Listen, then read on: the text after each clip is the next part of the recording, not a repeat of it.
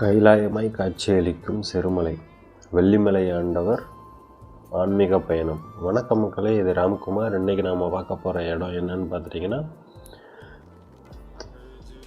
திண்டுக்கல் மாவட்டம் சிறுமலையோட உச்சியில் உள்ள 500 ஆண்டுகள் பழமையான வெள்ளிமலை சிவன் ஆலயம். இங்கே ஒரு முருகன் கோயிலுமே இருக்குது. அதை தாங்க இன்றைக்கி நாம் பார்க்க போகிறோம். நம்ம எல்லாத்துக்குமே தெரியும், சிறுமலைனா ஒரு மிக சிறந்த எல்லோருக்கும் தெரிந்த ஒரு சுற்றுலாத்தலமாக இருக்கும். திண்டுக்கல் மாவட்டத்தில் கொடைக்கானலுக்கு அடுத்து சிறுமலை மிகவும் ஒரு புகழ்பெற்ற சுற்றுலாத்தலமாக இருக்குது.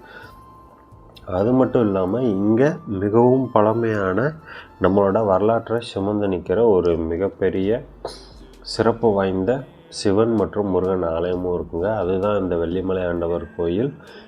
இது எங்கே இருக்குன்னா, சிறுமலையில் மலையில் ஒரு 18 கொண்டை ஊசி வளைவுகளை தாண்டி மலை மேலே ஏறும்போது அந்த சிறுமலை கிராமத்தை தாண்டி கொஞ்சம் மேலே தோராயமாக கடல் மட்டத்திலேருந்து 1600 மீட்டர் உயரத்தில் அமைஞ்சிருக்கிறது தாங்க இந்த வெள்ளிமலை சிவன் ஆலயம்.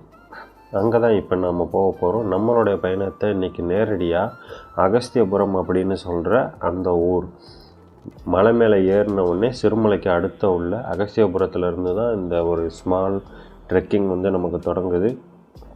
இது தோராயமாக 2லேருந்து 2.5 கிலோமீட்டர் நீளமுடைய இந்த மலையேற்றம் ஒரு 45 நிமிஷத்துலேருந்து 1 மணி நேரத்தில் முடியக்கூடியது. இன்றைய நம்ம மலையேற்றத்தில் என்ன சிறப்புனா, இன்றைக்கி முழுவதுமே மழை பெய்ஞ்சுக்கிட்டே தான் இருந்துச்சு. அந்த மலையோடு தான் நாம் மலை ஏறி சிவபெருமானை தரிசிக்க போகிறோம். அதோட இன்னொரு சிறப்பு என்னென்னா, இன்றைக்கி சர்வ அமாவாசை அன்னைக்கு இன்றைக்கி நாம் மலையோடு போய் சிவபெருமானை தரிசிக்க போகிறோம். அதுக்கு முன்னாடி நாம் இன்றைக்கி இப்போ பார்க்குறது காவல் தெய்வமான ஐயனார் சுவாமி.